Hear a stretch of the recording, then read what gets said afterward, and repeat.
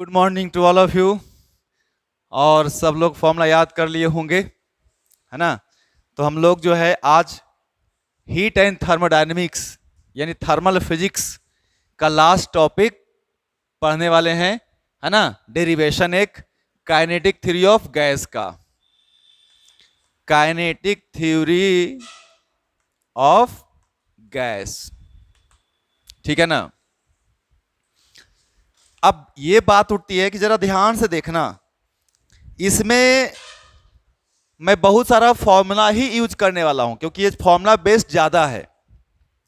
क्यों है इसका रीजन भी पता चलेगा, लेकिन फिर भी कुछ चीजों को मैं जा करके ग्राउंड लेवल पे और समझाने की कोशिश करूंगा कि क्या तुम लोग समझते हो, ठीक है ना। तो चलो, काइनेटिक थ्योरी ऑफ गैस, आप लोग बताओ मेरे को तुम लोग कि थर्मोडायनेमिक्स पढ़ा था ना कि नहीं पढ़ा है। थर्मोडायनेमिक्स भी पढ़ा है, बहुत अच्छी बात है। और एक काइनेटिक थ्योरी ऑफ गैस भी पढ़ रहे हैं।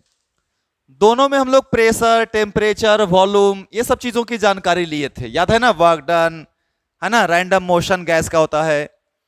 तो सबसे पहली चीज तो ये कि काइनेटिक थ्योरी ऑफ गैस हम किसके लिए पढ़ रहे हैं, बताइए मेरे को, आप बताइए सब लोग। आइडियल गैस के लिए पढ़ रहे हैं, वेरी गुड।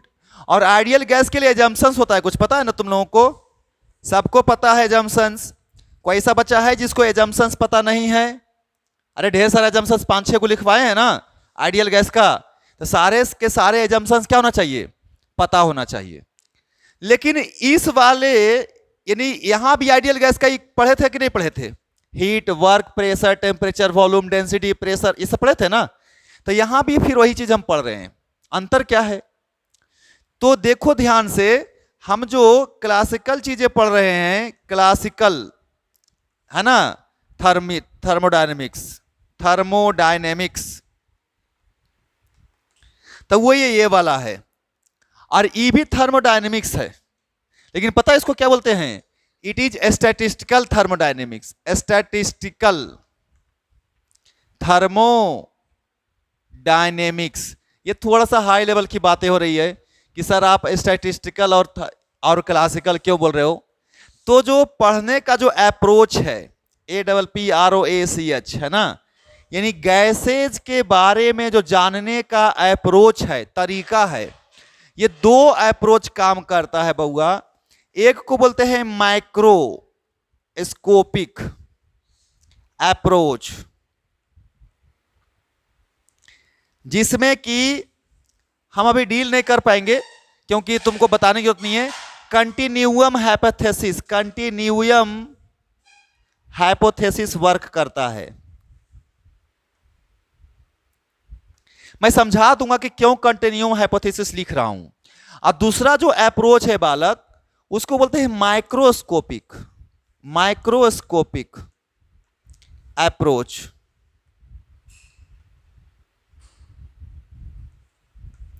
अच्छा, ये दोनों वर्ड का मीनिंग तुम लोग को पता चल रहा है? मैक्रो और माइक्रो क्या होता है, दोनों का मीनिंग बताइए। ये लार्ज स्केल पे है ना, ये लार्ज स्केल की बातें होगी, लार्ज स्केल की बातें होगी। और ये वेरी स्मॉल स्केल की बातें होगी, स्मॉल स्केल। स्मॉल स्केल का मतलब पता है तुमको? पार्टिकल लेवल की बातें होगी, पार्टिकल्स लेवल की बातें होगी, मॉलिक्यूल्स लेवल की बातें होगी, मॉलिक्यूलर लेवल्स की बातें होंगी, मॉलिक्यूलर लेवल्स की बातें होगी। किसमें? हाँ, तो यही दोनों अंतर है। यानी कि हम क्या करते हैं, काइनेटिक थ्योरी ऑफ गैस क्या करता है बेचारा, इन दोनों के बीच में कनेक्शन बताता है। किसके किसके बीच में? मैक्रोस्कोपिक और माइक्रोस्कोपिक के बीच में ब्रिज का काम करता है, जोड़ने का काम करता है। कौन? Kinetic theory of gas. मतलब समझिएगा बात को। हम क्या, अगर मैं बोलता हूं कि एक कंटेनर में कोई गैस है 2 बार पे, तो क्या 2 बार प्रेशर किसी मॉलिक्यूल्स का होता है कि पूरे ओवरऑल गैस का होता है? बोलिए, ओवरऑल गैस का होता है ना। जैसे इस कमरे का टेम्परेचर 30 डिग्री सेंटीग्रेड, क्या ये 30 डिग्री सेंटीग्रेड पूरा एक एक मॉलिक्यूल्स का टेम्परेचर कि पूरे कमरे का है ना। जैसे समझदारी की बात यहां पे है कि मान लो यहां पे एक बॉल जल रहा है, सुनना ध्यान से, और उस कोना में कोई बल्ब जल नहीं रहा है। अब अगर दिमाग से सोचोगे तुम, तो इस बल्ब के पास जो एयर का मॉलिक्यूल्स होगा उस मॉलिक्यूल का टेम्परेचर, और उस कोने में जो एयर का मॉलिक्यूल्स होगा उस मॉलिक्यूल का टेम्परेचर सेम रहेगा, तो अलग अलग रहेगा थोड़ा सा। लेकिन अगर कोई थर्मोमीटर इस कमरा में लेके आएगा तो क्या उसका थर्मोमीटर यहां पे अलग बताएगा, वहां पे अलग बताएगा? नहीं ना। तो हम कैसा टेम्परेचर की भावना परिकल्पना कर रहे हैं, एनालिसिस कर रहे हैं, एक मॉलिक्यूल्स का कि पूरे ओवरऑल गैस का? हाँ, तो वो जो हम लोग टेम्परेचर जो मेजर करते थे वो किसी एक मॉलिक्यूल्स का होता था कि पूरे ओवरऑल गैस का होता था? तो कौन सा स्टडी था, ई वाला था कि यू वाला था? बताओ, माइक्रो था कि मैक्रो था? मैक्रो था ना, बड़े लेवल पे ना, पूरा ओवरऑल लेवल पे कर रहे थे ना, पूरा कमरे का। ये क्या करेगा, एक एक पार्टिकल्स की तुलना करेगा। अब सोचो जरा, इस कमरा में अगर मैं सिंपल सी बात बोलूं, 1 मोल अगर तुम्हारे पास गैस है तो 6 × 10⁻23 मॉलिक्यूल होता है कि नहीं होता है? अगर मात्र 1 मोल गैस है तो कितना होता है ना? अब इस कमरा में अंदाज लगाओ कितना ऑक्सीजन होगा, कितना एयर का मॉलिक्यूल्स कितना होगा, अरबों खरबों पता नहीं कितना होगा। अब सोचिए, अगर एक एक मॉलिक्यूल्स का टेम्परेचर मेजर करना होता और सबका एवरेज निकाल करके इस कमरे का टेम्परेचर बताना होता तो हमारी कितने पुस्तें काम कर जाती, कोई फर्क नहीं पड़ता क्या? समझ रहे हो बात को? तो ये भाई साहब बड़ी टफ हो जाते हैं। क्यों टफ हो जाते हैं ये भाई साहब? क्योंकि ये क्या करते हैं, ये क्या बताते हैं आपको, एक को मॉलिक्यूल्स का मोशन पढ़ेगा, एक को मॉलिक्यूल्स का प्रेशर मेजर करेगा, एक एक मॉलिक्यूल्स का टेम्परेचर मेजर करेगा और एक एवरेज बताएगा, तब तुमको बताएगा रिजल्ट। समझ में आया बात? तो हम क्या करते हैं कि ओवरऑल प्रेशर को, ओवरऑल वॉल्यूम को, ओवरऑल टेम्परेचर को, सबको रिलेट कर देते हैं। किसके साथ? एक एक मॉलिक्यूल्स के स्पीड के साथ, उसके मोशन के साथ। समझ में आए बात को? तो हम क्या बोल सकते हैं कि काइनेटिक थ्योरी ऑफ गैस एक लिंक है बिटवीन द माइक्रोस्कोपिक एंड, हाँ है ना, ऐसा अप्रोच है ना। तो हम लोग लिख सकते हैं ना कि काइनेटिक थ्योरी ऑफ गैस क्या है, इट इज, है ना, it is the study of, है ना, स्टडी ऑफ माइक्रो, देखो मैक्रो लिखा हूं, microscopic properties of gas, gases like, कौन कौन सा, प्रेशर, टेम्परेचर, वॉल्यूम, नहीं, टू द क्या चीज, माइक्रोस्कोपिक, माइक्रो लिखा हूं, microscopic parameters, microscopic parameters like motion, है ना, स्पीड या फिर मोशन ऑफ पार्टिकल्स।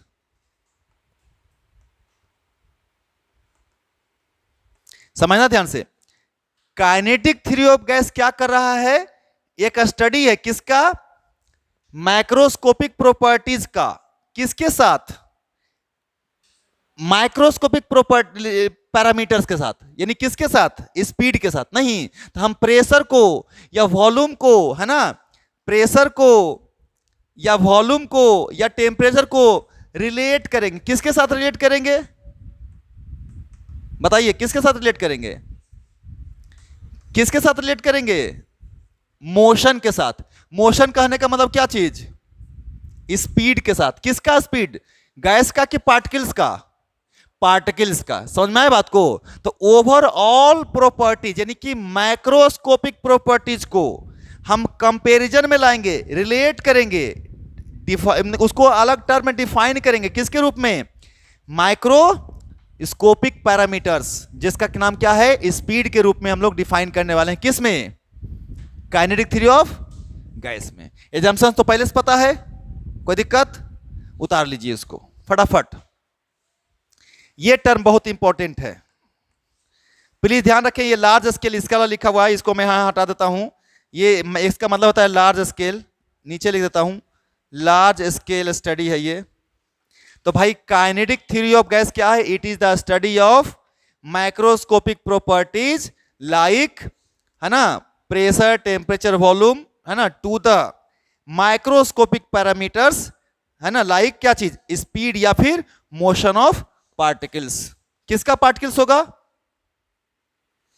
गैसेस का पार्टिकल्स होगा। यही काइनेटिक थ्योरी ऑफ गैस है। करने वाले हैं प्रेशर ऑफ आइडियल गैस।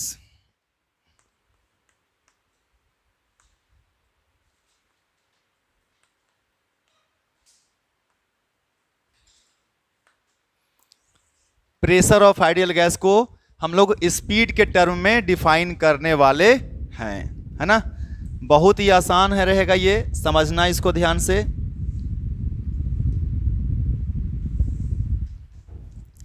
जैसे मैं तुमको बोलूं एक काम करो, एक एलिमेंटल वॉल्यूम ले लो, है ना, किसी भी लेंथ का, है ना। तो वी कंसीडर, है ना, अन एलिमेंटल, या फिर है ना कंसीडर, है ना, आ क्यूबिकल वॉल्यूम ले लेते हैं of side L, L side का एक वॉल्यूम ले लेते हैं। देखो ऐसे ले लिए,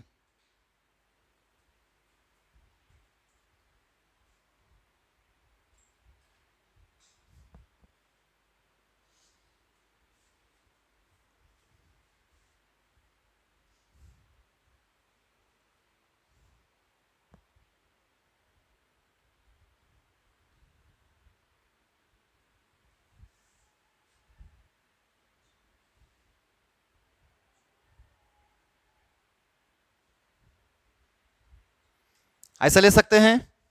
बोलिए इसका साइड कितना है, ये भी साइड कितना है, ये भी साइड कितना रहेगा, एल रहेगा। तीनों साइड कितना कितना है, एल है ना। अब इस वॉल्यूम के अंदर ढेर सारा गैसेज होंगे, होंगे कि नहीं होंगे। तो चलिए तो ढेर सारा गैसेज ले लेते हैं।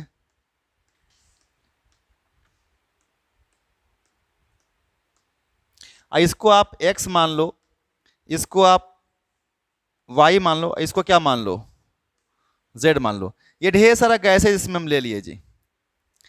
अब ये आप लोग मुझे बताइए कि ये जो गैसेज हैं ये रेस्ट में रहेंगे कि रैंडम मोशन में रहेंगे। रैंडम मोशन में रहेगा। तो मान लेते हैं कि इसका कुछ वेलोसिटी होगा, कितना वेलोसिटी है v। इसके पास क्या को कंपोनेंट होगा, v के पास क्या को कंपोनेंट होगा, और वेक्टर में लिखे तो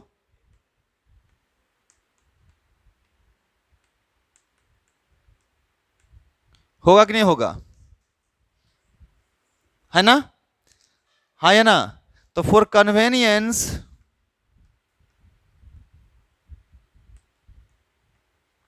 वी एज्यूम, हम लोग एज्यूम करके चलते हैं कि Vx की वैल्यू लगभग ऑलमोस्ट इक्वल है Vy के, ऑलमोस्ट इक्वल है किसके, किसके इक्वल है, Vx Vy Vz लगभग क्या है सब, बोलो ये इक्वल है, ठीक है ना। लगभग क्या है, इक्वल है, ठीक है ना। हाँ तो हम लोग अगर v की बात करें तो ये तो 3Vx या फिर 3Vy या फिर 3Vz, या इसको जरूरत नहीं है लिखने का, इसको छोड़ देते हैं, है ना, आगे डिफाइन करेंगे ही। तो इतना ही कि हम लोग इसको मानकर चलते हैं। अब बताओ मेरे को कि तुम कोई भी एक मॉलिक्यूल्स को पकड़ लो, let number of molecules n मान लो, let number of molecules in container, कितना मान लें, नंबर ऑफ मॉलिक्यूल्स कितना मान लें, n, है ना। और मास ऑफ ईच मॉलिक्यूल्स कितना मान लेते हैं,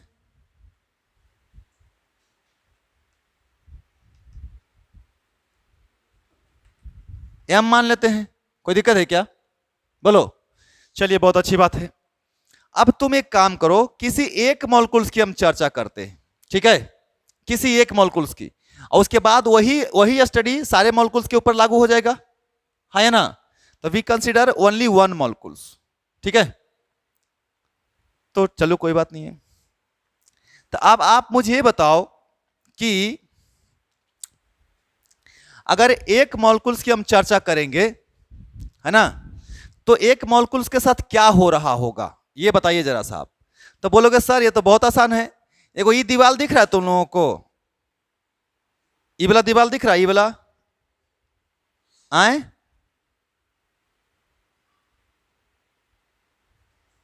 हाँ है ना। तो आप किसी एक्स के डायरेक्शन मोशन करो, consider motion in x direction.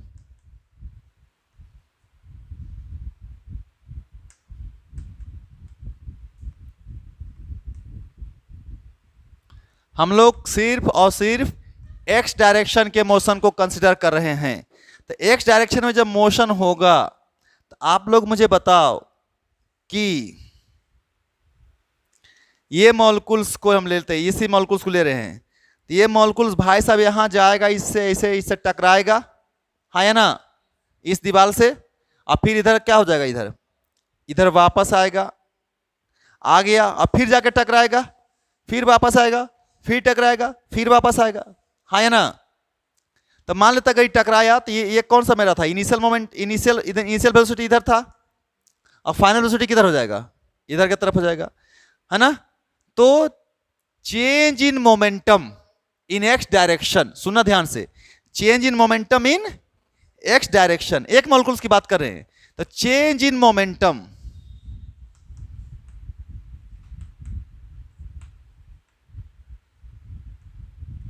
In x direction. तो बोलेगा सर बहुत आसान है, डेल्टा पी हमें एक्स में निकालना है, तो पी फाइनल और माइनस पी इनिशियल। तो बताओ फाइनल कौन सा, इधर वाला कि इधर वाला, बोलो, इधर वाला फाइनल है। अरे ये तो जाके गया और टकरा किधर आया, इधर ना। अब वेलोसिटी में कोई चेंज हुआ, क्योंकि कैसा कोलिजन होता है, इलास्टिक, एनर्जी का लॉस होता है नहीं। तो जब नहीं होगा, जितना वेलोसिटी टकराएगा उतने वेलोसिटी से, हाँ। तो फाइनल कौन सा, ई की ई, तो फाइनल माइनस में होगा, और इनिशियल क्या चीज में होगा, प्लस में होगा। तो लिखते हैं, तो फाइनल कौन सा लिखेंगे, minus of M V X. नहीं समझ में आया, अरे फाइनल कौन सा है, फाइनल मोमेंटम इधर है ना, फाइनल मोमेंटम। तो बोलेगा sir minus of M into V X, mass of particle into velocity, किस डायरेक्शन में, हाँ, और इनिशियल मोमेंटम बराबर कितना, एम वी एक्स प्लस में कि माइनस में, क्यों, राइट साइड में है नहीं। तो क्या लिखा है, फाइनल माइनस, ये माइनस फॉर्मूला वाला लिखेंगे यहाँ पे, हाँ है ना। और इनिशियल की वैल्यू रखें, इनिशियल वैल्यू कितना, माइनस की प्लस, प्लस कितना, एम इंटू वी एक्स। तो कितना हो गया, माइनस माइनस कितना, ये चेंज इन मोमेंटम है कि नहीं है, किस डायरेक्शन में, एक्स डायरेक्शन में, है ना।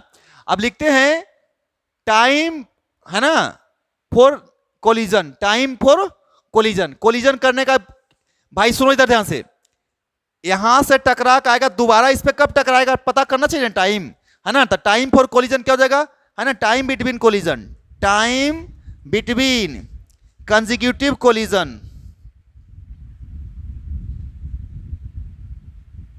डेल्टा टी कैसे निकालेगा, तो पता है तुमको ना, टाइम बराबर क्या होता है, डिस्टेंस बटा वेलोसिटी, होता है कि नहीं होता है। अरे time is equal to distance बटा वेलोसिटी होता है, हाँ या ना, डिस्टेंस अब बटा में स्पीड। बताओ जी, इस पार्टिकल्स को, जो ये पार्टिकल्स यहां पे आया, फिर इसको दोबारा यहां पे आने में कितना समय लगेगा। तो पार्टिकल पहले किधर जाएगा टकराने के बाद, इधर गया, और फिर तो कितना दूरी तय किया, 2l ना। तो डिस्टेंस कितना चला, 2l। अब वेलोसिटी कितना था इसका, vx, वेलोसिटी कितना था, vx था ना। तो बटे में कितना, vx। ये हो गया क्या चीज के बीच का टाइम, बिटवीन टू कोलिजन्स, है ना। तो क्या हम लोग rate of change of momentum निकाल सकते हैं, change in momentum per second, अरे change in momentum per second, तो ही लिख रहे हैं हम लोग, है ना, rate of change of momentum, है ना। लिखेंगे rate of change of momentum, यानी change in momentum per unit time, यही बोलते हैं ना जी, change in momentum per unit time.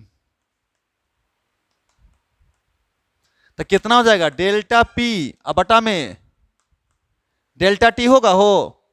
और याद है न्यूटन का second law, rate of change of momentum क्या होता था, rate of change of momentum second law से क्या होता था, फोर्स, है ना।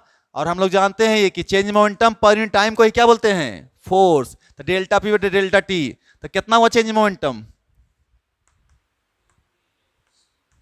अब बटा में 12 बटे वी एक्स कितना हो गया, ऊपर ये 2 से 2 कैंसिल, ऊपर भेज दो एम वी एक्स स्क्वायर, अब बटा में एल। ये हो गया फोर्स, किस पे लगा फोर्स, हाँ ये हो गया हमारा फोर्स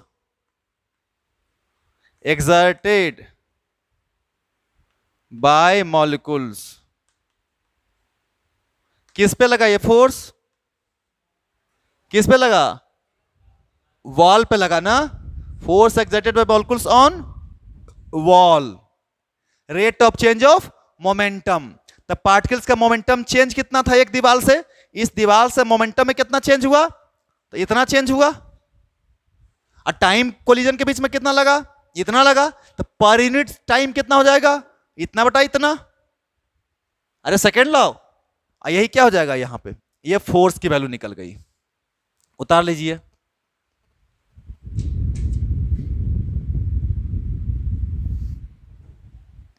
देखिए तो जी, इधर आइए, तो ये हो गया force exerted by molecules on wall, है ना। तो pressure on wall due two molecules कितना हो जाएगा,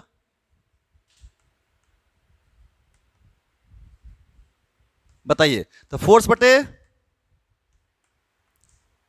एरिया, अरे फोर्स बटे कितना है फोर्स, अरे हाँ वो मॉलिक्यूल्स लगाए दीवार पे, दीवार लगाया, लगा दिया मॉलिक्यूल्स पे, है ना, एक्शन एंड रिएक्शन, माइनस का मतलब तो ही होता है ना, एक्शन एंड रिएक्शन। तो चलिए फोर्स बटे एरिया, अब इसका एरिया कितना हो जाएगा दीवार का,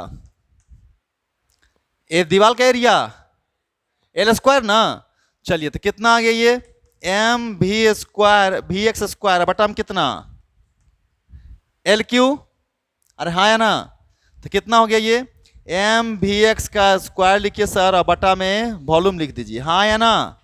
वी क्या है, वॉल्यूम ऑफ कंटेनर, अरे वी क्या है, वॉल्यूम ऑफ एलिमेंट, अरे है ना बउआ। अरे जो एलिमेंट आप माने थे क्यूबिकल माने थे ना जी, अरे आप एलिमेंट कैसा माने थे, क्यूब, क्यूब का वॉल्यूम कितना होता है एल क्यू, लेंथ एल था ना, एल क्यू ना, तो यानी कि प्रेशर निकाल लिए आप लोग। तब P बराबर कितना आ गया, एम वी एक्स का स्क्वायर बटा में भी, अगर चाहे तो इसको भी इधर लगे तो P इंटू भी बराबर क्या ले सकते हैं, एम इंटू वी एक्स का स्क्वायर,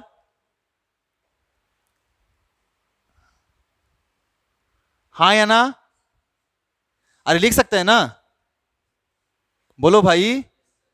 अच्छा अब इसको हम लोग नंबर ऑफ मॉलिक्यूल्स कितना माने थे, नंबर ऑफ मॉलिक्यूल्स कितना माने थे, n माने थे ना, तो यानी कि इसको ऐसे लिख सकते हैं हम लोग, ये कैगो पार्टिकल्स है,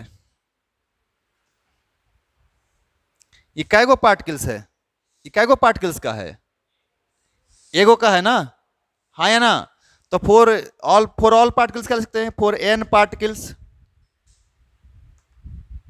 बोलेंगे सर बहुत आसान है, इसको लिखिए P इंटू भी बराबर m, यहाँ पे लिखिए भी एक्स वन स्क्वायर प्लस भी एक्स टू स्क्वायर प्लस भी एक्स थ्री स्क्वायर प्लस भी x four square plus dot dot dot भी एक्स एन स्क्वायर, हाँ या ना। अरे बोलो भाई, पहला पार्टिकल का वेलोसिटी भी एक्स वन, दूसरे पार्टिकल का, तीसरे पार्टिकल का, एन नंबर पार्टिकल्स का, ऐसा लिख सकते हैं टोटल एन के लिए, हाँ या ना। कितना पार्टिकल्स के लिए है ये, एन पार्टिकल्स के लिए। अब तुमको बताया था ना कि लगभग लगभग सब वेलोसिटी क्या होता है आपस में बराबर होता है। चलो अगर बराबर नहीं भी होता है तो देखो ध्यान से, इसको एम रहने दे दीजिए और यहाँ पे एन एगो ऊपर लिख दीजिए अपने मन से, देखिए मैं बताता हूं क्यों लिखे है ना। यहाँ पे भी एक्स वन का स्क्वायर प्लस भी एक्स टू का स्क्वायर प्लस भी एक्स थ्री का स्क्वायर, कै गो लिखेंगे भी, अब भागा दे दीजिए एन से, ऐसा लिख सकते हैं हम लोग। बचपन में एवरेज पढ़े होंगे, भी वन भी एक्स वन भी एक्स टू भी थ्री, है ना ऐसा। यहां पे स्क्वायर का एवरेज है, ये किसका एवरेज है, ये स्क्वायर का एवरेज है।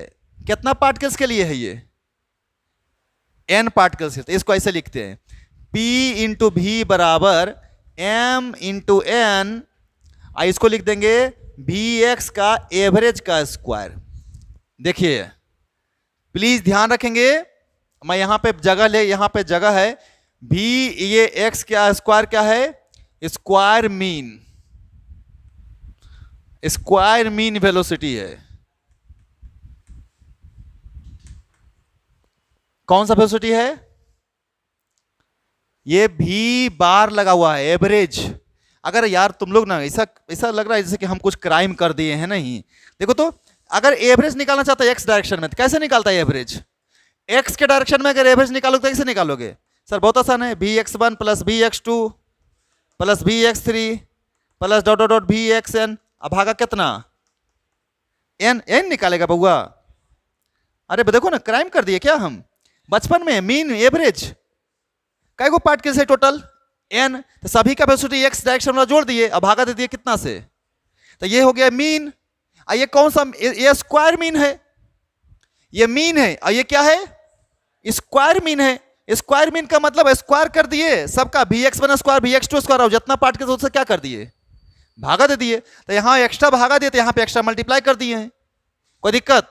ये दोनों कट जाएगा, फिर से यही बचेगा कि नहीं बचेगा ऊपर वाला।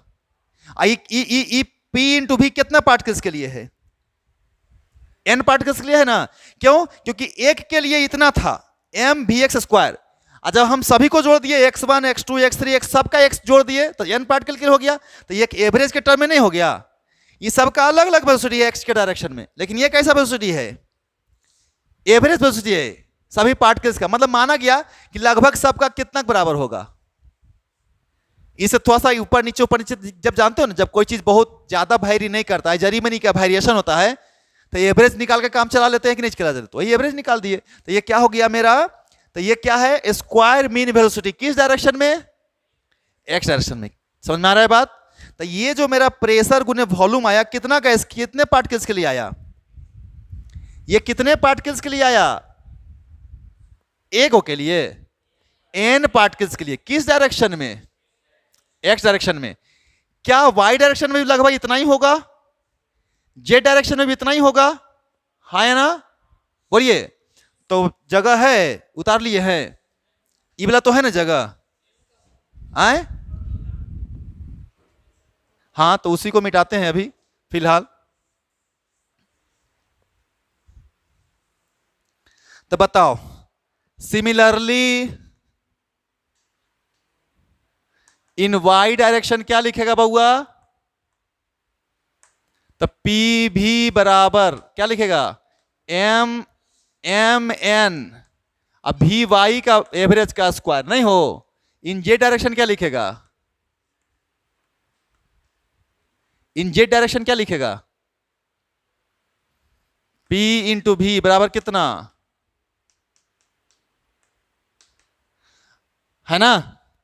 तो इसीलिए है ना, इन जनरल हम लोग क्या लिख देते हैं कि P इंटू भी बराबर m n, और ये भी बार का स्क्वायर अब बटा में 3, इसको मीन स्क्वायर बोलते हैं। मीन स्क्वायर बाई 3 क्यों किए, x को y को z को जोड़ करके 3 से क्या कर दिए, अरे x को y को z को तीनों जोड़ के क्या कर दिए 3 से, क्योंकि जो काम x में जो काम y में, वो बताए थे ना, x की तरफ का वेलोसिटी, y की तरफ का वेलोसिटी, z की तरफ का वेलोसिटी क्या है, सब सेम है ना। तो क्या हो जाएगा, ये काम कर सकते हैं ना, x वाला निकालना है तो एवरेज को 3 से भागा दे देंगे, y वाला निकालना है तो एवरेज को 3 से भागा दे देंगे, क्योंकि x और y z मिलकर कई को बनता है, 3 ही बनता है ना। तो क्या लिख सकते हैं ऑन एवरेज, भी पी भी इक्वल टू एम एन, यहाँ पे भी एम एस का मतलब स्क्वायर मीन है ना, अरे एम एस का मतलब स्क्वायर मीन वेलोसिटी का स्क्वायर बटा में, है ना। चलिए इसको हम लोग ऐसे भी करते हैं, एक काम करते हैं, इसको हम ऐसे भी लिख सकते हैं, भी आर एम एस लिख देते हैं। बताता हूं क्यों, बताता हूं, है ना, आरएमएस क्यों लिखा हूं मैं बताता हूं, है ना। इसको ऐसे मैं लिख सकता हूं, तो इसको ऐसे लिख देता हूं सजा करके, P इंटू भी बराबर 3 को बाहर लिया, 1/3 m, और यहां पे कितना n, आइए किसका स्क्वायर, अरे किसका square, v R M S, v R M S, ठीक है ना, नहीं पता चल रहा है, आर एम एस का मतलब, आर एम एस बोलते हैं रूट मीन स्क्वायर, बताते हैं यार थोड़ा सा, आर एम एस का मतलब क्या हो गया, root mean square velocity, root mean square velocity. इतना हड़बड़ाना नहीं है यार, सब एक ही बात है, थोड़ा सा दिमाग लगाओगे तो समझ में आ जाएगा, अभी मैं समझा दूंगा, अभी इसको उतार लीजिए। अगर किसी को ये कंफ्यूजन है कि sir V R M S क्या लिखे, हमको समझ में नहीं आया, वी आर एम एस क्या लिखे हैं, कुछ नहीं करना है, ये एस का मतलब स्क्वायर करो, फिर मीन निकालो, तो हम कर दिए v1 square plus v2 square plus v3 square plus v4 square dot dot vn का स्क्वायर, अब मीन निकाल दिए, स्क्वायर करके क्या निकाले, मीन, तो इसको n से डिवाइड कर दिए, हो गया ना। और उसके बाद क्या निकाल दिए, ये इसका मतलब क्या है, रूट, इसको रूट डाल दो, ये हो गया वी आर एम एस, समझ में आया कि नहीं, अरे हो गया ना वी आर एम एस। अब यही ये था कि नहीं, भी एवरेज था कि नहीं था, तो देखो यही था भी एवरेज,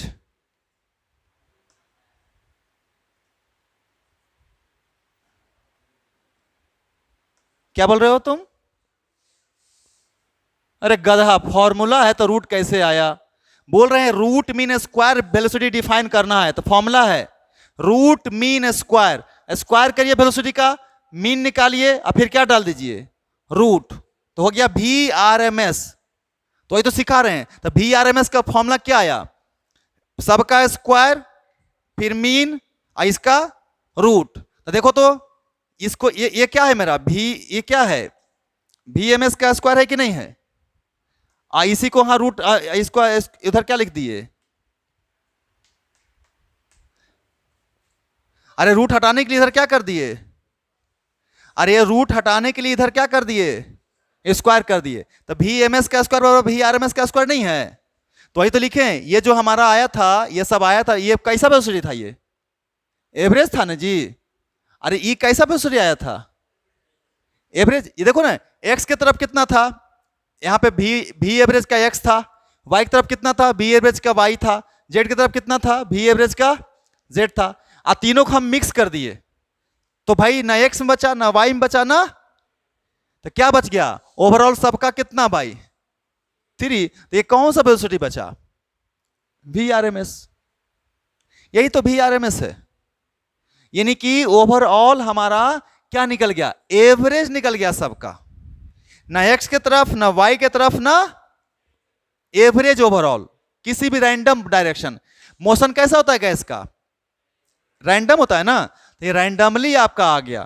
तो ये फॉर्मूला निकल गया आपका P V is equal to 1/3 M N V R M S का स्क्वायर, ठीक है, कोई दिक्कत नहीं ना, तो ये हमारा फॉर्मूला निकल गया, ओके, प्रेशर और वॉल्यूम का।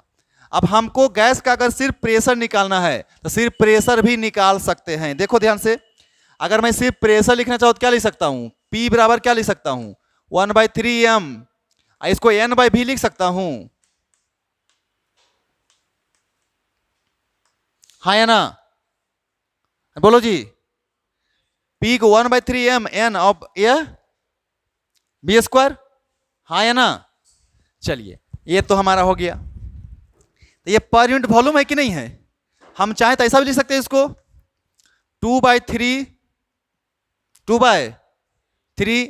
आइए एम एन को यहाँ पे एम एन बट्टा में भी, आइए इसको, या एक काम करो,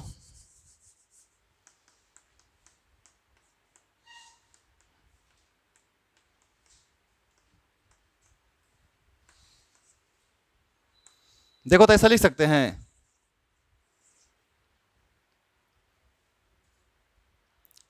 हाँ क्या किए बउआ, यहां पे ऊपर और नीचे 2 से क्या कर दिए, आए मल्टीप्लाई और डिवाइड कर दिए। m किसका मास था, कै गो मॉलिक्यूल्स का, मास ऑफ 1 मॉलिक्यूल। और mn क्या हो गया, मास ऑफ n मॉलिक्यूल्स हो गया। याद कीजिएगा, तक कल हम लोग इस पे क्वेश्चन भी बनाए थे, टोटल मास को m इंटू एन, नहीं याद है ना कि नहीं। तो ये क्या हो गया, टोटल मास। तो देखिए तो क्या निकल गया, 2/3 इंटू वॉल्यूम, है ना। तो 2/3 रहने दो और 1/v भी रहने दो। और ये काइनेटिक एनर्जी ऑफ मॉलिक्यूल्स नहीं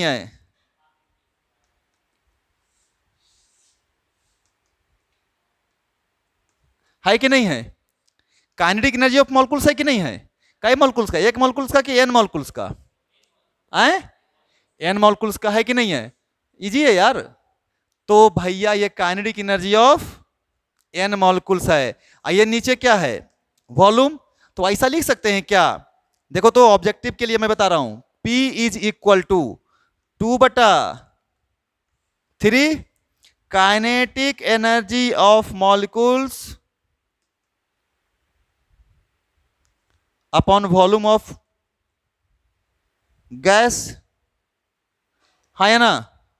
ये क्या है, kinetic energy per unit volume. ये क्या है बउआ, काइनेटिक एनर्जी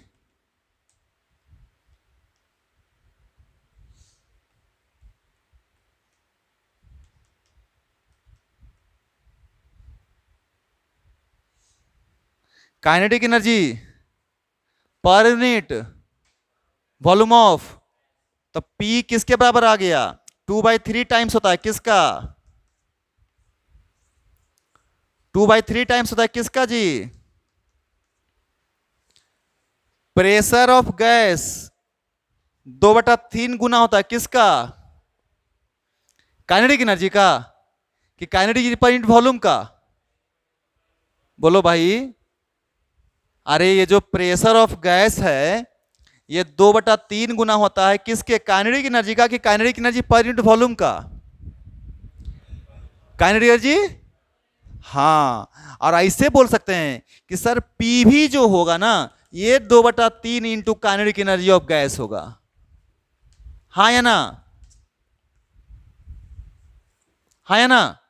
क्योंकि प्रेशर सिर्फ अगर बात करेंगे सिर्फ प्रेशर तो kinetic energy per unit volume होगा, लेकिन अगर पीवी की बात करेंगे तब क्या होगा, 2/3 इंटू काइनेटिक एनर्जी होगा। समझ में आया आपको। तो प्लीज ध्यान रखें, काइनेटिक एनर्जी और kinetic energy per unit volume दोनों में क्या है, क्लियर है ना। यहां पे काइनेटिक एनर्जी को भागा दिए हैं कितना से, वॉल्यूम से। तो जब काइनेटिक एनर्जी को भागा देंगे वॉल्यूम से तो kinetic energy per unit volume निकलेगा ना कि नहीं। तो ये काइनेटिक एनर्जी, तो इधर क्या निकलेगा, प्रेशर। तो जब उधर प्रेशर होगा तो इधर काइनेटिक एनर्जी होगा कि kinetic energy per unit volume होगा। और अगर पी भी होगा लेफ्ट में तब इधर क्या होगा, सिर्फ होगा ना। समझ में आ रहा है बात। ऑब्जेक्टिव में देखो बड़ा गड़बड़ हो जाता है नहीं कि kinetic energy per unit volume है कि काइनेटिक एनर्जी है, ये डिफाइन करना दिक्कत है। तो देख रहे हो ना ऊपर से कि क्या है, kinetic energy per unit volume का मतलब और काइनेटिक एनर्जी का मतलब दोनों क्लियर है कि नहीं है ना। अब यहाँ पे जानते हो बहुत, अगर मैं चाहूँ तो बताना चाह रहा हूँ, खास करके इसलिए बता दे रहा हूँ ताकि हम लोग पढ़ा चुके हैं। याद कीजिएगा आप लोग ना, तो हम लोग पढ़ाए थे equipartition of energy, equipartition of energy, kinetic energy of gas 3/2 kT, kinetic energy of gas 3/2 kT। नहीं याद है क्या, अरे याद है ना, देखो ना दिखाते, ये तो मिटा सकते हैं ना, इधर तो मिटा ही सकते हैं। अरे इसकी जरूरत नहीं है ना, उधर तो अलग है ना। इधर देखो, इधर देखो, बहुत अच्छा समझ में आएगा। ये पढ़ा था, अरे पढ़ा था कि नहीं पढ़ा था, पढ़ा था। याद है तुमको, मोल को ऐसे लिख सकते, नंबर ऑफ मॉलिक्यूल्स बटा एवोगाड्रो नंबर, याद है हो कि नहीं याद है। अरे नंबर ऑफ मोल कैसे निकालते हैं, मॉलिक्यूल्स बटे, नहीं याद है। अच्छा देखो तो जैसा एन रहने दीजिए, नंबर ऑफ मॉलिक्यूल्स हो गया। आर बटा एन पता है ना क्या होता था, याद है? आर बटा एन क्या होता था?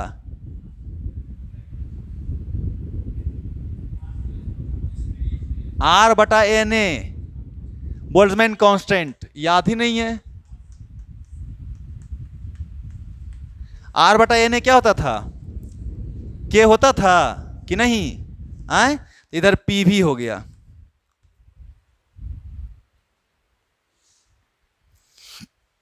यहां पे टी हो गया।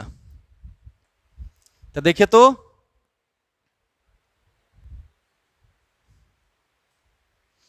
यहां पे एन रहने दीजिए। इसको क्या ले सकते हैं आप लोग?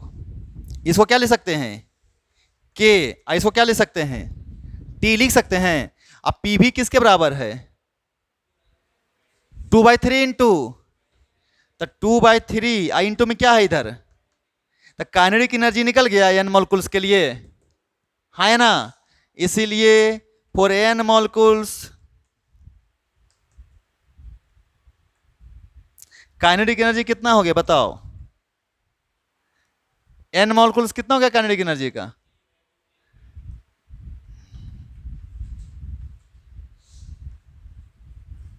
होता है। अगर एक मॉलिक्यूल्स होता तो एन के जगह पर कितना रख देते? 1। एक मॉलिक्यूल्स के कितना था काइनेटिक एनर्जी?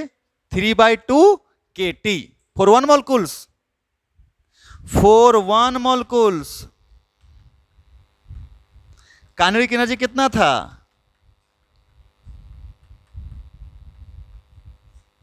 नहीं याद आया डेफिनेशन? देखो आ गया ना, प्रूफ हुआ कि नहीं हुआ? अरे प्रूफ हुआ ना। हाँ अब सुनो ध्यान से, अगर मैं इसी को, सुनना ध्यान से सब लोग, इसी को मैं अगर रिजोल्व करूं एक्स में, वाई में और जेड में, तो बताए थे ना कि पापा जो होते हैं अपने दौलत का बराबर बराबर हिस्सा सब में बांटते हैं। इक्वी पार्टीशन याद आया कि नहीं? हर एक पार्ट को कितना मिलता है? हाफ केटी मिलता है कि नहीं मिलता है? तो इसको भी हाफ केटी, उसको भी हाफ केटी, उसको भी हाफ केटी, और तीनों मिलकर कितना हो गया? हाफ केटी प्लस हाफ केटी प्लस हाफ केटी, कितना हो गया? 3/2 केटी हुआ कि नहीं हुआ? एकदम सेम है, आप प्रूफ कर सकते हो, बस थोड़ा सा दिमाग रखोगे तो प्रूफ हो जाएगा। उतार लो, उतारना चाहते हो तो। यहां से अगर ध्यान से देखोगे तो इधर थोड़ा मिटाता हूं मैं, सब लोग ध्यान से देखेगा जी। यानी कि प्रेशर का फॉर्मूला वेलोसिटी के रूप में आ रहा है कि नहीं आ रहा है? तो अगर वॉल्यूम और मास कांस्टेंट हो, ध्यान से देखो तो, if m and v are constant, तो बउआ मेरे बताओ, एकदम देखो क्वेश्चन डायरेक्ट बनने वाला है, p किसके प्रोपोर्शनल है? VRMS के स्क्वायर के ना, है ना? और ऑल्सो p किसके प्रोपोर्शनल आएगा? t क्या आएगा? क्योंकि p भी इक्वल टू nRT होता है, या p भी इक्वल टू nKT होता है। अरे होता है ना कि नहीं होता है? कि नहीं? इसको ऐसे लिख सकते हैं ना, p भी बराबर n इंटू में, क्यों बोले ऐसा क्यों सर? तो n को बदल दिया n बटा n और r बटा n को क्या लिख दिए? के। हम लोग तो किसी क्वेश्चन को किसी फॉर्म में लिखने के लिए, मैं क्या बोला था, अगर तुम चाहते हो कि हमसे सब क्वेश्चन बने, तो हम क्या बोले थे कि एक फॉर्मूला को कितने तरह से लिख सकते हो, सब दिमाग में क्या होना चाहिए? घूमते रहना चाहिए, ठीक है ना? तो देख तो यहां से इन दोनों से क्या पता चला कि सर VRMS का जो स्क्वायर है ना, ये डायरेक्टली किसके प्रोपोर्शनल है? ठीक है, तो VRMS किसके प्रोपोर्शनल है बताओ? ठीक है, बोलो, VRMS का स्क्वायर किसके प्रोपोर्शनल है? ठीक है, तो VRMS किसके प्रोपोर्शनल है? हाँ, तो अगर मैं यहां पे प्रेशर बढ़ाऊं तो टेम्परेचर क्या होगा बताओ? बढ़ेगा कि घटेगा? घटेगा, बोल रहा घटेगा। तो इफ T इंक्रीजेज, प्रेशर क्या होगा? ऑल्सो, अगर प्रेशर बढ़ेगा तो कोलिजन भी बढ़ना चाहिए, क्योंकि कोलिजन के कारण प्रेशर आया। आप समझ में आ रहा है बात कि नहीं? अगर प्रेशर बढ़ेगा तो कोलिजन भी। इसीलिए जब तुम किसी चीज को गर्म कर देते हो ना, तो गैस और तेजी से भागना शुरू कर देता है, हाँ या ना? भागना शुरू करता है ना, और बहुत तेजी से भागना शुरू करता है। अगर आपका जिस बर्तन में गैस भाग रहा है, जी गर्म कर रहे हैं, अगर बर्तन आपका कमजोर है तो बर्तन नहीं फट जाता था, फट जाता है। कभी देखे हैं आप कोई चीज? अंदर में मान लो कोई चीज, कुकर कुकर कुकर का प्रेशर अगर बहुत ज्यादा बढ़ जाता है, जब आप सीटी आपका जाम हो गया, नहीं सीटी क्या हो गया, जाम हो गया, अब गैस निकल नहीं रहा, तुम नीचे से गैस जलाइले है, तो कुकर के अंदर गैस बनना शुरू हो जाएगा, नहीं अब रैंडम मोशन क्या हो जाएगा, तेज हो जाएगा, तो कोलिजन भी क्या हो जाएगा। और जब कोलिजन तेज होगा तो वो सारा सारा कोलिजन किस पे फोर्स लगाएगा, कुकर के दीवार पे लगाएगा, नहीं। और जब एक समय ऐसा आएगा जब दीवार बेचारा बर्दाश्त करेगा बर्दाश्त करेगा बर्दाश्त करेगा, जब अंदर का प्रेशर इतना ज्यादा हो जाएगा कि अब कुकर का जो लेयर है वो उसको बर्दाश्त नहीं करेगा, तो क्या हो जाएगा अंत में। तो वही तो मैं लिख रहा हूं कि अगर प्रेशर बढ़ेगा, इफ टेम्परेचर अगर इंक्रीज करते हैं तो प्रेशर भी क्या होगा, और इसलिए नंबर ऑफ कोलिजन भी क्या होगा, नंबर ऑफ कोलिजन भी क्या होगा, इंक्रीज करेगा, हाँ या ना। तो भैया अब भी आरएमएस भी इंक्रीज करेगा। तो अगर मैं तुमको ग्राफ खींचूं, है ना, ये भी आरएमएस ले लो और ये टी ले लो, तो क्या स्ट्रेट लाइन लिखोगे कि कर्व लिखोगे, बोलो। तो y equal to X square अगर आप सीखे हो ना कि नहीं, तो कैसा होगा, मारेंगे बस। अरे y equal to X square, यहां पे रूट में है ये, ठीक है ना। तो y अगर ये लेते हैं ना तो ऐसे, अगर ये t लेते हैं तो ऐसे इंक्रीज करता, ठीक है ना। इस तरह से आपका क्या होगा, ये इंक्रीमेंट होगा किसका, भी आरएमएस का। क्लियर है, कोई दिक्कत, चलिए उतार लीजिए, सब सब उतारिए। डिफरेंट स्पीड ऑफ गैस,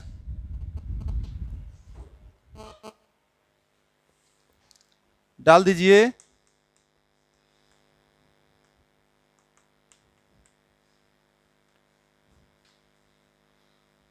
तो वही मैं बता रहा था तुम लोगों को, सबसे पहला रूट मीन स्क्वायर वेलोसिटी आएगा, अब तो इजी हो गया।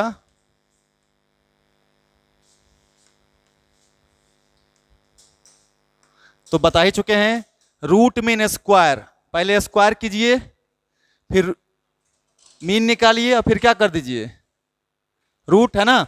यानी भी आरएमएस अगर आपको निकालना है तो क्या करेंगे आप, V1 का स्क्वायर, V2 का स्क्वायर, V3 का square, dot dot dot Vn का स्क्वायर बटे total number of molecules n। ये स्क्वायर मीन निकला कि नहीं निकला, निकला ना स्क्वायर मीन। इसको क्या डाल दीजिएगा, जनरल रूट डाल दीजिएगा, है ना। तो ये क्या होता है, इट इज गिवन एज, अब मैं सब पढ़ा दिया हूं, ठीक है ना। तब इसको नहीं, अब खाली फॉर्मूला याद करो न्यूमेरिकल्स बनाने के लिए, ठीक है ना। तो ये कितना हो जाएगा, भी आरएमएस की वैल्यू आप लिख सकते हो, है ना, रूट अंडर 3RT/m। आर को चाहो तो बदल सकते हो तुम, ऐसा भी लिख सकते हो 3kT/m। देखे ये कैपिटल M स्मॉल m है, क्लियर है ना। अरे मोलिकुलर मास हो, एक मोलिकुल्स का मास है, क्लियर है ना। या फिर ऐसा लिख सकते हो 3p/ρ, p/ρ पता चुके हैं सब लोग, हम लोग इक्वेशंस में p इक्वल टू ρRT याद है ना। अरे m/v को ρ लिखते थे, आए कि नहीं याद है। तो तीनों फॉर्मूला आप लिख सकते हो, है ना। इसी तरह से आता है दूसरा में एवरेज वेलोसिटी, एवरेज वेलोसिटी ये क्या जाएगा, v एवरेज, तो V1 plus V2 plus V3 plus V4 dot dot dot Vn और अपॉन में n आ जाएगा। इस तरह से it is given as, v average कैसे लिखा जाता है बउआ, तो इसको लिखते हैं रूट अंडर 8RT/π/m, या फिर चाहें तो अंडर रूट 8 इंटू KT/πm लिख सकते हो,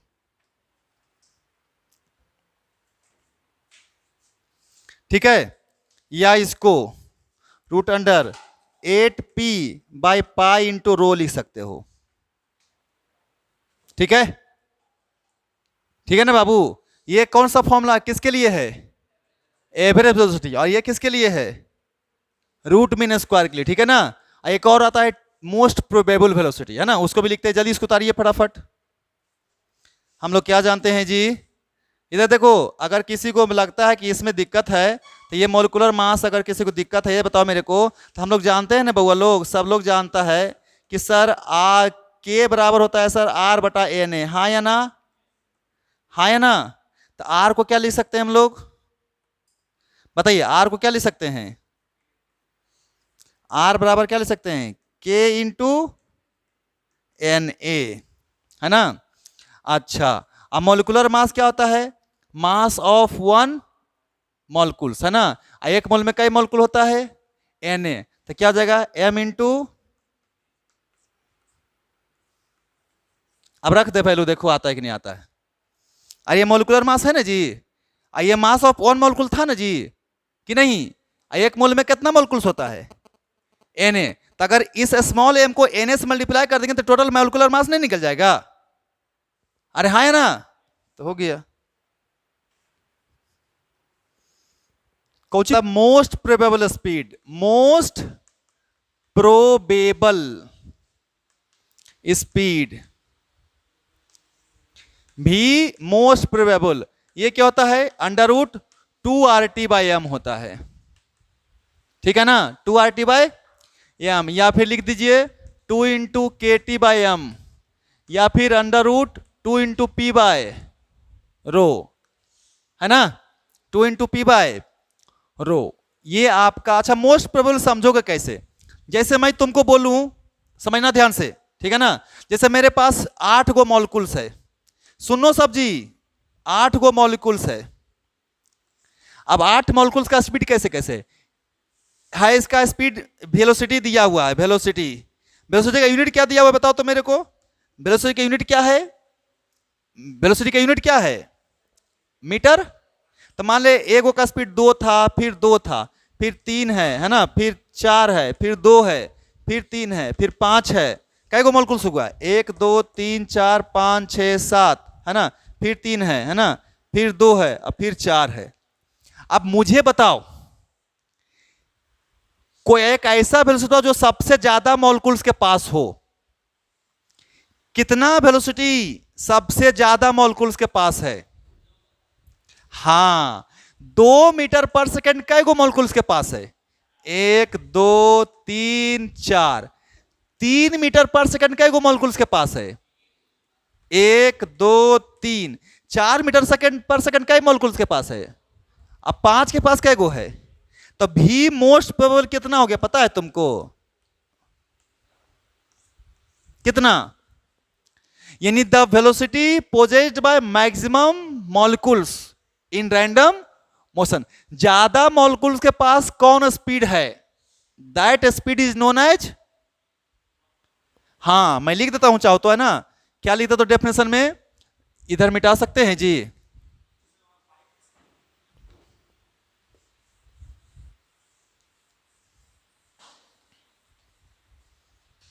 हम लोग ये डेफिनेशन में लिख देते हैं क्या चीज, द स्पीड पोजेस्ड बाय, है ना, मोस्ट नंबर ऑफ मॉलिक्यूल्स, हाँ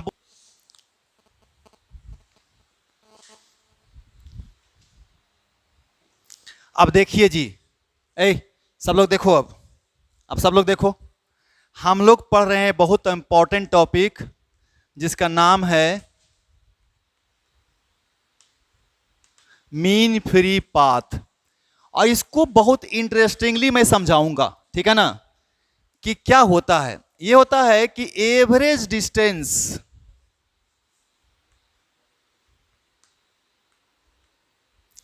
ट्रेवल्ड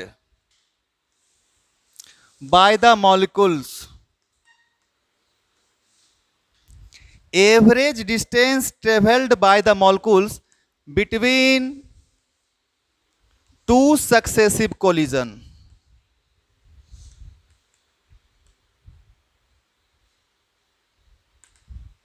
सुनिएगा ध्यान से, मान लीजिए हमारे पास कोई एक कंटेनर है, मॉलिक्यूल्स इधर भाग रहा, इधर भाग रहा, इधर भाग रहा, इधर भाग रहा, इधर भाग रहा, इधर भाग रहा, इधर भाग रहा, इधर भाग रहा, ये कैसा मोशन है बताओ, आए रैंडम मोशन है ना। तो अब देख तो इस, अब मैं ऐसा समझते हैं इसको समझना, इसको मैं बहुत अच्छे से समझाने की कोशिश करूंगा, है ना, ताकि पिक्चर क्लियर हो पूरा। इस कमरा में तुम लोग हो, अचानक जो है ना कि कुछ यहां से यहां पे मान लो कि शेर आ गया, है ना, उधर मान लो खिड़की से इंदर इन कर रहा है शेर आपके कमरे में। अब बताइए कि क्या होगा? भगदड़ मचेगा। तो क्या होगा? आपस में पार्टिकल्स का क्या होगा? कोलिजन होगा। लेकिन कोलिजन होने से पहले कुछ दूरी तो चलेगा ना, कि नहीं चलेगा? बोलो भाई। तो कोई ज्यादा दूरी चलेगा, कोई कम दूरी चलेगा, कि सब बराबर बराबर चलेगा? नहीं ना। इस कमरा में 20 मॉलिक्यूल्स है, 20 आदमी 20 मॉलिक्यूल्स है, और सब ये रैंडमली मोशन कर रहा है। तो कोई कुछ देर में चल के टकरा गया, कोई ज्यादा दूर चल के टकराया, कोई एकदम चलते के साथ टकरा गया, ऐसा होगा कि नहीं होगा? इसमें 20 को और भर दें तो कोलिजन बढ़ जाएगा कि घट जाएगा? बढ़ जाएगा ना। ये रैंडम मोशन है ना।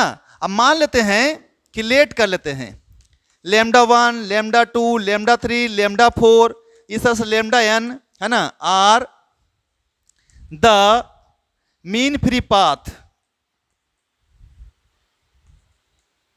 Of each molecules. अब मान ले बउआ कि सब मॉलिक्यूल्स बेचारा अपना अपना दूरी तय किया, कुछ दूरी चला, कुछ दूरी चला, कुछ दूरी चला, कुछ दूरी चला, अब सब आपस में क्या हुआ? चल के टकरा गया। तो मान ले कि पहला का पार्टिकल कितना दूरी चला, दूसर का, तीसर का, λ3, है ना। तो क्या हो जाएगा? इसलिए mean free path, mean free path, इसका सिंबल है लेमडा। तो क्या हो जाएगा? Average distance travelled by the molecules between two successive collision, यानी कि टकराने से पहले, यानी यहां चलना शुरू किए और जब तक हम दूसरे से टकराएंगे उसके बीच में हम कितना दूरी चले। तो हर एक पार्टिकल्स का अलग अलग होगा कि सेम होगा? लेकिन हमें ओवरऑल निकालना है, तो एवरेज करना पड़ेगा कि नहीं करना पड़ेगा? तो कैसे निकालेंगे? तो मीन फ्री पाथ कैसे निकालेंगे? तो सभी का average λ1 plus λ2 plus λ3 plus λ4 dot dot dot λn, है ना, और बटे में टोटल मॉलिक्यूल्स। या फिर कोई ऐसा भी लिख दो, टोटल मॉलिक्यूल्स या टोटल कोलिजन भी बोलता है, टोटल कोलिजन्स भी लिखा रह सकता है या टोटल मॉलिक्यूल्स भी लिखा रह सकता है। समझ में आपको? ये हो गया हमारा क्या चीज? Mean free path. अब देख, मान लेते हैं let t is the mean time between collision. अगर मैं तुमको बोलूं कि टकराने के दौरान ना कुछ समय लगेगा कि नहीं लगेगा? बोलो। तो मान ले कितना समय लगा? टी लगा, टकराने से दूरी, है ना। और भी जो है, भी ये क्या है? एवरेज वेलोसिटी है।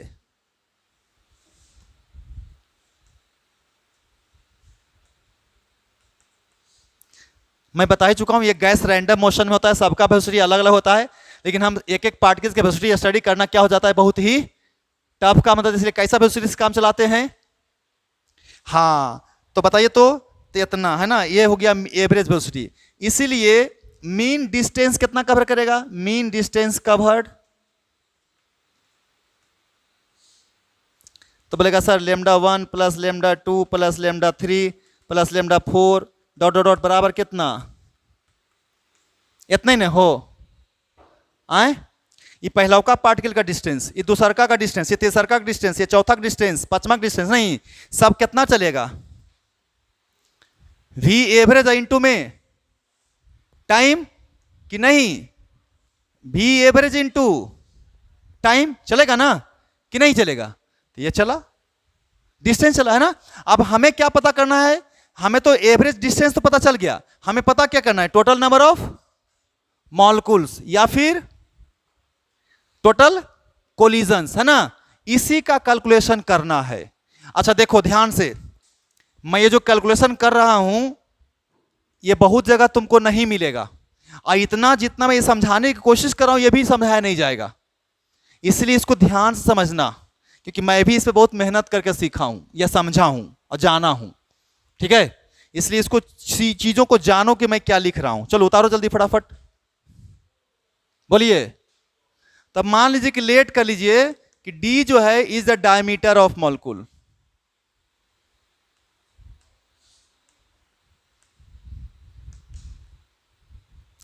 तो ये को ई मॉलिक्यूल्स हो गया, एगो दूसर का आ रहा है तो ये मॉलिक्यूल्स हो गया। अब दोनों मिलकर के कितना एरिया कवर करेगा? इतना एरिया कवर करेगा ना, बोलो, यही ना कवर करेगा जी।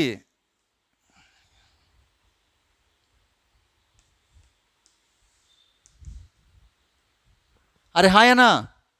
अरे टकराने के लिए कई मॉलिक्यूल्स चाहिए, तो एक मॉलिक्यूल्स का मान लो डायमीटर डी है, तो दो मॉलिक्यूल्स आपस में रहेगा तभी टकराएगा ना। तो दो मॉलिक्यूल्स मान लो एक इधर से आ रहा है, एक इधर से जा रहा है, आपस में दोनों क्या हो गया? टकरा गया। तो कितना एरिया कवर करेगा? इतना एरिया कवर करेगा ना, हाँ या ना? तो ये आप बता, मान ले कुछ, ये टकराने से पहले कुछ दूरी चलेगा कि नहीं चलेगा? बोलिए जी। अरे टकराने से पहले कुछ दूरी चलेगा, हाँ या ना? तो कितना डिस्टेंस स्वेप्ट हो जाएगा? ये है distance swept, distance swept before collision. यहां पे ऐसे करता हूं ना, इसको यहां से चला रहा हूं, आइए इधर से, इधर भाग रहा है, ये इधर भाग रहा है, और आपस में दोनों चल के क्या हो जाएगा? टकरा जाएगा। तो डिस्टेंस स्वेप्ट बिटवीन कोलिजन। भाई हो गया ना? तो कितना डिस्टेंस चला कोलिजन होने से पहले? v into T, v into T, है ना? तो volume covered by the particle molecules क्या हो जाएगा? Volume covered by molecules,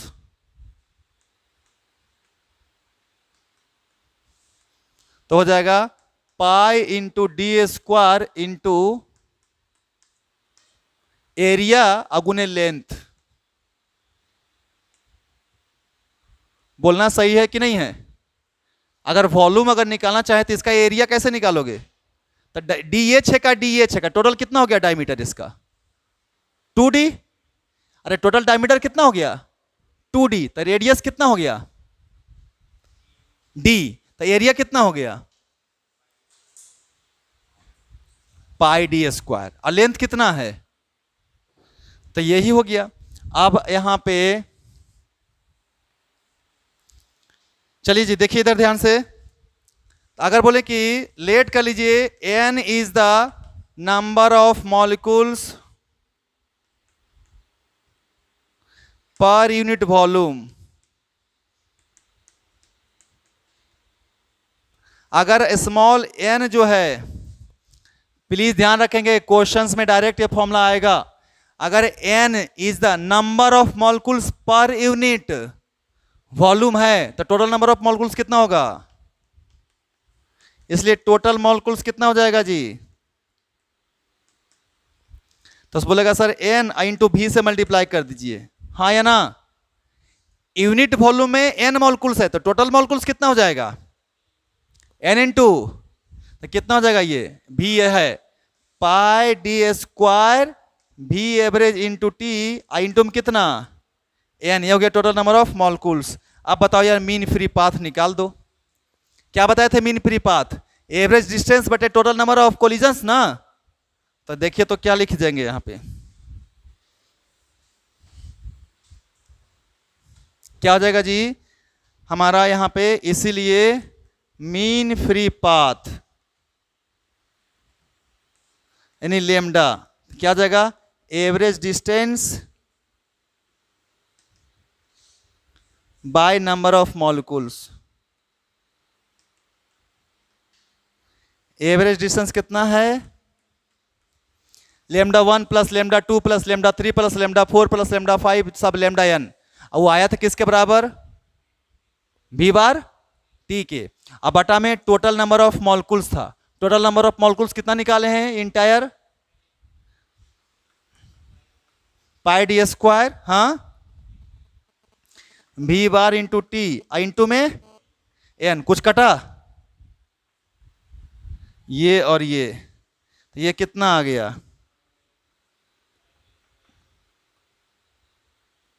pi D square n आ गया। ये तो आ गया तुम्हारा पाई डी स्क्वायर बाई n। लेकिन ध्यान से देखना है क्या, यहां पे एक ट्विस्ट है। ट्विस्ट क्या है, फॉर्मूला ये नहीं आता है तुमको, आता क्या है कि but according to Maxwell speed distribution,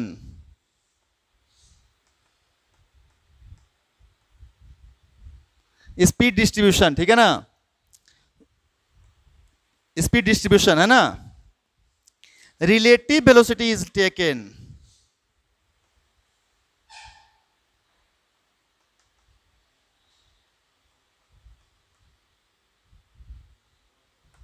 please समझोगे, ये पार्टिकल्स इधर जा रहा है और ये पार्टिकल्स इधर आ रहा है, दोनों मोशन में है और दोनों आपस में क्या होगा, टकराएगा। तो मैक्सवेल्स ने क्या किया कि कौन सा वेलोसिटी लिया, कौन सा वेलोसिटी लिया, रिलेटिव वेलोसिटी लिया, ठीक है ना। एंड v रिलेटिव की वैल्यू कितनी आई, √2 इंटू v एवरेज आई। रिलेटिव वेलोसिटी की वैल्यू कितना लिया उसने, अप्रोक्स √2 इंटू, तो हम लोग जो यहां पे v एवरेज किए हैं टोटल नंबर ऑफ मॉलिक्यूल्स निकालने के लिए, उसके जगह पर क्या यूज करना चाहिए, √2 इंटू, हाँ, तो इसीलिए लेमडा बराबर कितना लिख देते हैं, 1/√2 पाई d² n आता है। Lambda is equal to 1/√2 pi d² n। क्यों, क्योंकि हम लोग v रिलेटिव यूज करते हैं और v रिलेटिव कितना होता है, √2 इंटू v एवरेज होता है, ठीक है ना। तो यहां पे फॉर्मूला में जो आया है 1/पाई d² n, वहां पे क्या आएगा फॉर्मूला में, 1/√2 पाई d²। तो तुम कौन सा फॉर्मूला यूज करोगे, वो वाला कि ये वाला, क्वेश्चन बनाने के लिए बोलिए, यही यूज कीजिएगा, प्लैंक्स डिस्ट्रीब्यूशन वाला फॉर्मूला यूज कीजिएगा। मैं चाहूं तो सिर्फ यहां पे जो मैं लिखा था, क्या चीज, मीन फ्री पाथ डेफिनेशन लिखता, ये फॉर्मूला लिखता, काम खत्म, इसकी जरूरत ही नहीं थी ये सब निकालने की। लेकिन चीजें समझ में उतना अच्छा से नहीं आता, और अब यहां से आपको समझ में आएगा चीजें, इसीलिए बस लिखा गया। और आपको ये फॉर्मूला नहीं यूज करना है, कौन सा फॉर्मूला यूज करना है, ये वाला, उतार लीजिए इसको। कितना देर हो गया जी, आए, चलिए, कोलिजन टाइम यानी कि टी, कुछ नहीं करना, मीन फ्री पाथ बटे वेलोसिटी, यही ना होता है जी, collision time mean free path by velocity. Mean free path आपको पता है कितना बहुआ, 1/√2 pi d² n into v average कर दीजिए, काम खत्म। अगर पूछे कोलिजन फ्रीक्वेंसी, कोलिजन फ्रीक्वेंसी यानी अगर न्यू तुमसे पूछे तो 1/t याद होगा ना, टाइम का उल्टा होता है ना फ्रीक्वेंसी, तो इसको उल्टा कर दीजिए, कितना आ जाएगा, √2 पाई d² n इंटू v बार।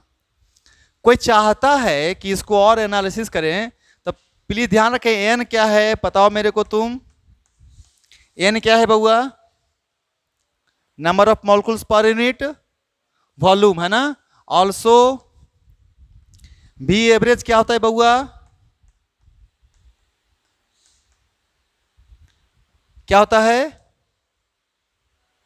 √3RT/m होता है कि नहीं होता है, होता है ना जी। तो हम चाहें तो ये भी वैल्यू रख सकते हैं वहां पे, ठीक है ना, ये वैल्यू भी वहां पे रख सकते हैं, ठीक है ना, तो काम मेरा चल जाएगा। तो आप चाहो तो रखो, नहीं चाहो तो नहीं रखो, कोई दिक्कत है नहीं, आप जैसा भी चाहिए। सब कुछ आपको याद होना चाहिए, अगर यही चाहे तो हम रख सकते हैं। अगर मान लो फ्रीक्वेंसी ही निकालना है तो √2 पाई d² n की जगह पर n/v इंटू में कितना, √3RT बटा में m, ऐसे लिख सकते हो तुम। तो ये सब आपको पता होना चाहिए फॉर्मूला, सब ज़्यादा इसमें दिमाग लगाना नहीं है। अब ये देखना है कि लेमडा कितना आया था, याद है लेमडा, 1/√2 पाई d² n, इसको ऐसे भी लिख सकते हो 1/√2 पाई डी स्क्वायर एन बटा भी, हाँ या ना बोलो, अरे सही है ना, भी को ऊपर भेज दो तो भी बराबर बटे कितना, √2 पाई डी स्क्वायर एन, सही है ना जी, बोलिए। और ऑल्सो वी नो, देखो यार ये सब ना मैं सिर्फ ऐसा ही बता रहा हूं कि आप लोग कैसे एक फॉर्मूला को 10 तरह से लिख सकते हैं। पी भी इज इक्वल टू 1/3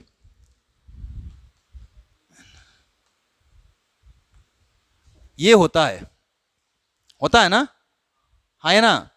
यहां पे मुझे n/v चाहिए, n/v कैसे लिखेंगे हम लोग, अगर मुझे ये यहां देखो तो वैल्यू पुट करना है, या मैं n/v की वैल्यू पुट करना चाहता हूं यहां पे, तो n/v कैसे पुट कर सकता हूं, n/v की जगह पर क्या लिख सकता हूं 3p, देखो तो n/v कैसे लिख सकता हूं, इसको नीचे लेके गया, n/v कैसे लिख सकता बताओ, हाँ बोलो 3p अब बटा में m इंटू VRMS का स्क्वायर, है ना, लिख सकते हैं जी। तो यहां से लेमडा की जगह पर क्या लिख सकते हैं, इस लेमडा की जगह पे, यानी या इस लेमडा की जगह पे लेमडा क्या, तो √2 पाई डी स्क्वायर एन बटे भी, है ना, एन बटे भी की जगह पर क्या लिख सकते हैं 3p बटे m VRMS का स्क्वायर। तो यहां से इसीलिए क्या लिख सकते हैं, इसीलिए लेमडा इज इक्वल टू, और हम लोग लिख सकते हैं, जल्दी बताओ तो क्या लिख सकते हैं, lambda is equal to N बटा भी की जगह पर रख दो 3p, तो ऊपर चला गया m इंटू VRMS का स्क्वायर। अब बटा में क्या बचा बताओ मेरे को, √2 पाई डी स्क्वायर 3p, ये फॉर्मूला हमको लाना था क्योंकि यहां से क्वेश्चन आया हुआ है 2 बार, तो ये फॉर्मूला हमारा लाना बहुत जरूरी था। ये फॉर्मूला लाना बहुत बड़ा चीज नहीं है, बहुत ही आसान है, आ सकता है कि नहीं वो फॉर्मूला बताओ, कुछ नहीं करना था, ये फॉर्मूला तो इजी है, और ये n हमको पता है, number of molecules per unit volume, यानी कि number of molecules per unit. और ये फॉर्मूला हम पढ़े हैं, P V equal to 1/3 mn VRMS का स्क्वायर, कि नहीं पढ़े हैं। तो यहां से n/v की जगह पर क्या गया 3p बटे m इंटू VRMS का स्क्वायर। तो कुछ नहीं, खाली यहां पे n बटा v की जगह पे ना वैल्यू क्या कर दिए, रख दिए। तब 3 ये नीचे वाला 3p अब बटा समथिंग, तो बटा वाला किधर चला गया, ऊपर चला गया, तो क्या हो गया m VRMS का स्क्वायर बटा में √2 pi D square into 3p। Clear है ना, हमको ये लाना जरूरी था। अब क्यों लाना जरूरी था ये मैं समझाता हूं, ठीक है ना, इसको थोड़ा सा समय समझाता हूं क्यों लाना जरूरी था। इसको उतार लिया है तुम लोग, ऊपर वाला जल्दी उतारिए, मैं बता रहा हूं डायरेक्ट क्वेश्चन, देखो वहां से वहां देखो, देखो लेमडा किसके प्रोपोर्शनल है, m के, है कि नहीं है, m किसका मास है, पूरे मॉलिक्यूल्स का कि एक मॉलिक्यूल्स का, एक मॉलिक्यूल्स का स्मॉल m है, अरे ये स्मॉल m है, कई मॉलिक्यूल्स का है mn, ये तो टोटल नंबर ऑफ मॉलिक्यूल्स है ये n, तो ये कई मॉलिक्यूल्स का मास है 1 मॉलिक्यूल्स का, है ना। तो लेमडा किसके प्रोपोर्शनल, m के। आगे चलिए देखिए और अब बता देते हैं, लेमडा किसके प्रोपोर्शनल, VRMS के, वेरी गुड। और बताइए लेमडा किसके प्रोपोर्शनल, 1/p के। और चाहे तो ऐसे लेमडा और किसके प्रोपोर्शनल, 1/ρ के। क्यों, क्योंकि p और ρ डायरेक्टली प्रोपोर्शनल होता है, प्रेशर और डेंसिटी क्या होता है, डायरेक्टली प्रोपोर्शनल होता है, ठीक है ना। हाँ, अब v स्क्वायर किसके प्रोपोर्शनल होता है, देखो ना, p इक्वल टू ρRT नहीं पढ़े हो क्या, अरे p इक्वल टू ρRT नहीं पढ़े हो, तो p किसके प्रोपोर्शनल हो गया, रो के। ऑल्सो हम लोग पढ़े हैं ना कि VRMS जो होता है सर, ये डायरेक्टली किसके प्रोपोर्शनल है, ठीक है। तो सर इसीलिए सर हम लोग लिख सकते हैं कि लेमडा जो होगा सर डायरेक्टली किसके होगा, VRMS का स्क्वायर है। अब VRMS किसके प्रोपोर्शनल है, तो किसके प्रोपोर्शनल होगा लेमडा, आए टी के, ये बउआ ध्यान रखना है, सब उसी फॉर्मूला से आ रहा है। अब पुरानी चीजें याद रखना है, ठीक है। लेमडा किसके प्रोपोर्शनल? एम। फिर लेमडा किसके प्रोपोर्शनल? VRMS। फिर लेमडा किसके प्रोपोर्शनल? इन्वर्सली में पी के। और फिर लेमडा किसके प्रोपोर्शनल इन्वर्सली में? हाँ, और एगो और लिख देते हैं यहां पे, चाहे तो लेमडा किसके प्रोपोर्शनल? किसके प्रोपोर्शनल? इन्वर्सली ना, किसके? डी स्क्वायर के। समझ में बात? तो आप एक फॉर्मूला से कोई भी प्रोपोर्शनलिटी निकाल सकते हो, और मैं चाहूं तो इसका ग्राफ भी ड्रॉ करके बता सकता हूं तुम लोगों को, ठीक है ना। अगर चाहे तो डिफरेंट डिफरेंट ग्राफ्स भी ड्रॉ कर सकता है तो लोग।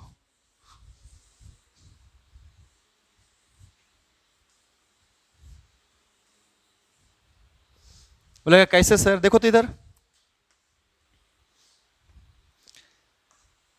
लेमडा वर्सेस एम कैसा होगा ग्राफ? होगा।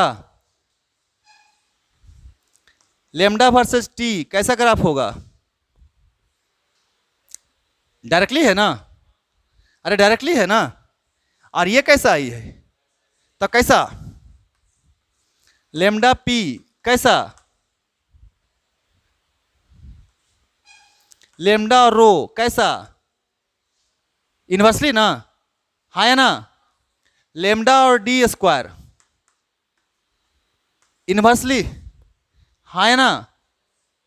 अरे मल्टीप्लाई है भाई, डायरेक्टली नहीं है। हेलो, डायरेक्टली नहीं है ग्राफ। पिछला क्वेश्चन में क्या था? डायरेक्टली था ना, y equal to X square के फॉर्म में था ना जी। यहाँ y equal to X square के फॉर्म में थोड़ी है, इन्वर्सली के फॉर्म में। तो ये आप सिंपल सा ड्रॉ कर सकते हो, कोई दिक्कत नहीं है, ठीक है ना। तो आप जैसे चाहें वैसे आप मीन फ्री पाथ को लिख सकते हो। तो फिर से समझिए बात को। काइनेटिक थ्योरी ऑफ गैस, सुनिए ध्यान से पहले। काइनेटिक थ्योरी ऑफ गैस में सबसे पहला क्या चीज का फॉर्मूला याद रखना है? प्रेशर का। P is equal to 1/3 mn v square है ना, mn by V square VRMS का स्क्वायर है ना, या P भी equal to 1/3 mn VRMS square. दूसरा फॉर्मूला RMS स्पीड का, तीसरा फॉर्मूला एवरेज स्पीड का, चौथा फॉर्मूला मोस्ट प्रोबेबल का, पांचवा फॉर्मूला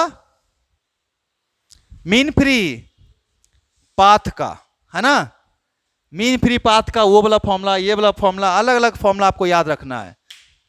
तो जितना याद रखिएगा उतना ज्यादा क्वेश्चन बनेगा, नहीं याद रखिएगा तो नहीं बनेगा question. It's depends totally on you.